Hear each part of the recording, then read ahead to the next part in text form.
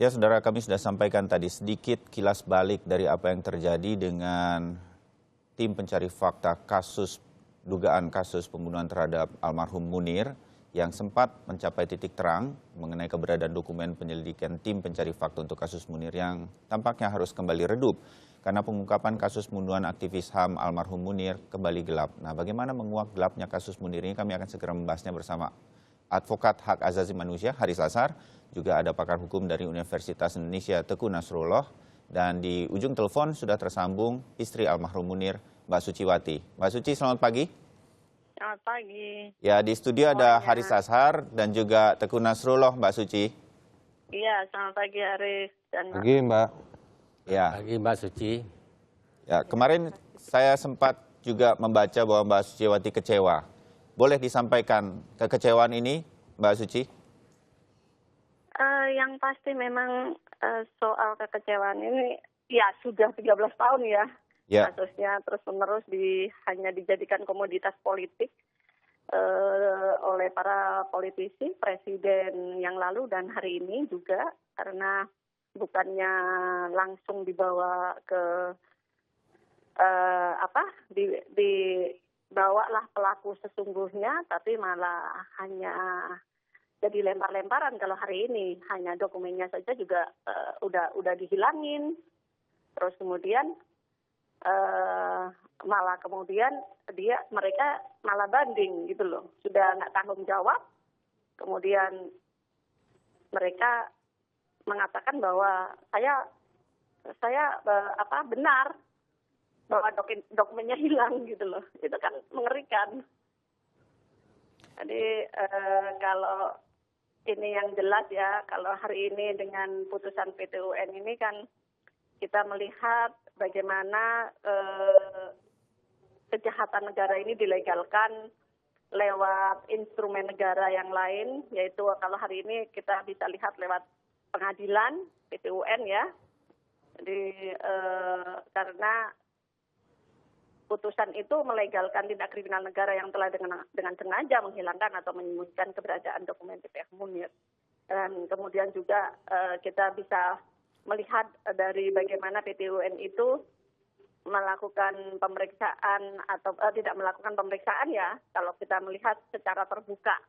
Karena majelis hakimnya hanya memanggil para pihak hanya untuk mendengarkan putusan gitu loh. Prosesnya kita nggak tahu. Dan ini tentu saja mereka terus-menerus, kalau kita melihat dari situ, terus-menerus untuk bagaimana cara menutup kasus ini tidak ditemukan dalang sesungguhnya.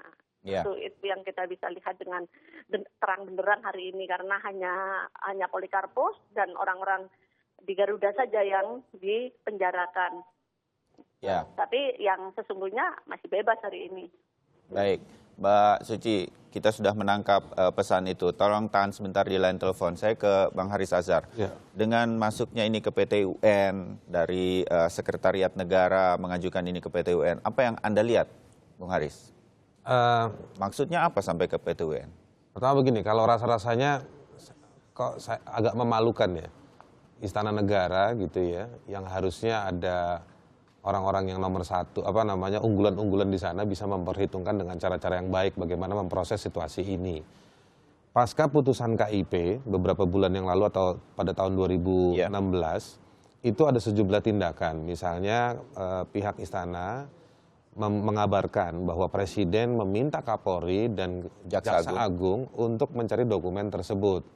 Yang kedua, pasca respon dari Presiden ke-6, di mana dia yang mengeluarkan Kepres dan menerima hasil dari Kepres tersebut, adalah laporan kita tayangkan tadi konferensi persnya Pak SBY, meminta Seskap pada zaman Pak SBY itu untuk menyerahkan laporannya.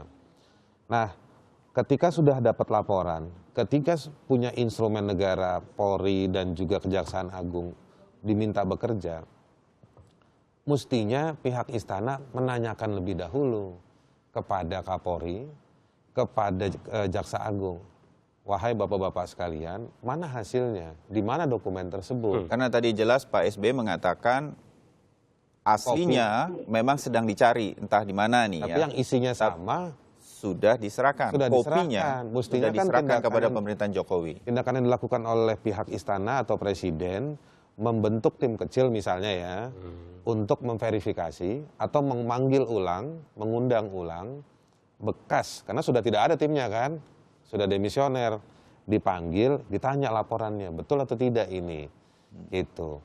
Artinya Tindakannya seperti itu. kopinya itu dicek begitu kepada orang-orang yang terkait dengan TPF, karena orang-orangnya masih Betul. banyak yang ada. Ini sesuai nggak sama yang lagi hilang itu, begitu Betul. ya? Nah, dari situ mestinya kita tunggu-tunggu follow up-nya, plus kita tunggu-tunggu dokumen itu ada di mana, kok di istana bisa hilang, itu kan juga pertanyaan yang harus dijawab. Selain hasil Kapolri Kejaksaan Agung, membaca laporan yang diserahkan oleh Sudisi Lalahi, yang ketiga, kondisi istana seperti apa? Apakah ada maling, ataukah memang dokumen itu bisa ada sayapnya bisa terbang?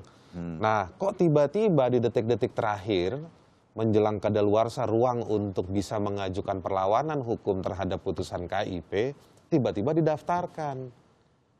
Jadi aneh. Didaftarkan ke PT UN. Didaftarkan ke PT UN karena menurut Undang-Undang Nomor 14 Tahun 2008 soal keterbukaan informasi publik, memang putusan KIP bisa dilawan dengan diajukan ke Pengadilan Tata Usaha Negara. Tetapi diajukan detik-detik terakhir. Dan ketika diajukan ke PT UN, Mbak Suci, pihak kontras diundang untuk memberikan intervensi. Ketika kita berikan intervensinya, kita lihat ada intervensi itu masuk, tidak ada pemeriksaan di pengadilan. Di PT UN itu. Di PT UN. Itu yang Mbak Jadi Suci tadi katakan ya. Betul, jadi semakin aneh.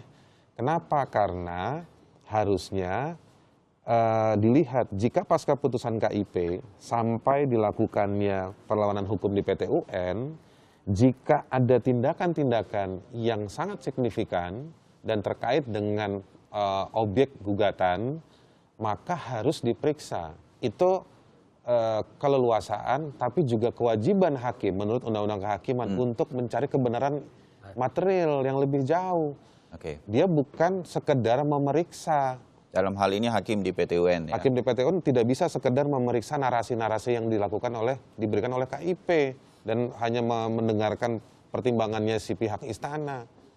Nah, ada Dan kemudian konteks- membatalkan apa yang sudah diputuskan oleh KIP. Betul. Sehingga Ini kan persoalannya- kita melihatnya dari sisi Anda secara ringkas ini tampaknya apa yang sudah diputuskan KIP ingin dibatalkan saja oleh PT UN. Begitu. sekedar seperti itu, dan ternyata ternyata PT UN itu adalah surga untuk ketertutupan informasi. Banyak keputusan-keputusan KIP Tahan dulu sampai di ditantang situ. ke sana Oke. dan dibatalkan oleh si PT UN. Tahan dulu di situ. Saya mau ke pengamat hukum pidana kita. Ya. Karena sudah dari tadi dia senyum ini, Pak Nasrullah. Karena Anda melihat kalau ya seperti itu atau so far sampai sejauh ini, Anda melihat ada di mana kejanggalan? Saya Kalau ya ada. pengen lihat dulu, ini udah berapa presiden kan? Kasus Munir terjadi. 3 presiden. 3 presiden, Bang Ketika Hadi. presiden siapa meninggalnya? Terjadinya zaman Presiden Megawati. Megawati. Setelah Megawati seharusnya kan sudah terusut itu. Ternyata baru ada proses hukum yang sampai keputusan pengadilan zaman Presiden SBY. Ya. Ada beberapa yang tadi disampaikan oleh Mbak Suciwati Ya. di level Garuda. Ya. Nah, ini yang dimaksudkan oleh Mbak Suciwati, ada yang di level atas lagi. Ya. Level atas inilah yang sekarang menjadi sebuah tuntutan dari teman-teman Kontras dan Mbak Suciwati. Ini masuk dong seharusnya, karena tanpa perintah di level atas, bawah ini nggak akan jalan. Itu saya nangkap dari Ya, secara pemahaman logika, saya. pemahaman Nah, kita begitu. kemudian, setelah Presiden SBY 2 periode loh, tidak sampai tersentuh. Sekarang masuk ke Presiden Jokowi. Timbul persoalan tiba-tiba masalah dokumen asli. Anda pernah kehilangan sertifikat nggak? Ketika Anda sudah kehilangan sertifikat, Anda punya fotokopi, Anda akan bisa lacak ke BPN dengan fotokopi, nomor dan segala macam itu. Ya. Nah, Anda dengan proses itu sudah bisa Dapat lagi mengurus asli. sertifikat baru. Nah, kemudian dalam kaitan ini, benar yang dikatakan Hari tadi, seharusnya kalau sudah ada fotokopi, kadang kan kalau fotokopi ini pasti ada karena Presiden SBY sudah menyatakan sudah menyerahkan ke Seknek. Nggak mungkin Presiden SBY berani mengeluarkan sebuah pidato ada kepres penyerahan kepada Seknek. Nah, berarti dokumen itu ada di Seknek berupa fotokopi. Kopinya. Oke. Kopinya. Persoalannya Sekarang adalah ini sesuai tidak dengan aslinya. Nah, itulah makanya saya bilang benar katanya harus verifikasi dong. Nah, sekarang saya mau masuk, Anda ingat kasus Tanjung Priuk selesai nggak? Sampai sekarang tidak selesai. Kasus 27 Juli PDI sampai sekarang tidak selesai. Nah, oleh karena itu saya juga punya keyakinan sampai ganti presiden di 2019, presiden yang akan datang pun seperti ini. Oke. Nah, kalau sudah menyangkut tidak ada keinginan politik. Nah, kalau ada keinginan politik untuk menuntaskan masalah ini, sebenarnya tidak perlu mengajukan ke Petun untuk membatalkan putusan. Oke. Nah, Tahan dulu Bang Nasrullah. Jadi asal ada political will, harusnya ini bisa cepat selesai. Ya. Karena ini sepertinya hanya melegalisir, mencari ini kopinya sesuai tidak dengan aslinya, itu sebetulnya mudah, tidak perlu ke PT UN. Dan apa yang nanti juga saya ingin tahu Bang Haris dan juga Mbak Suciwati akan lakukan dengan kondisi seperti saat ini. Kami segera kembali.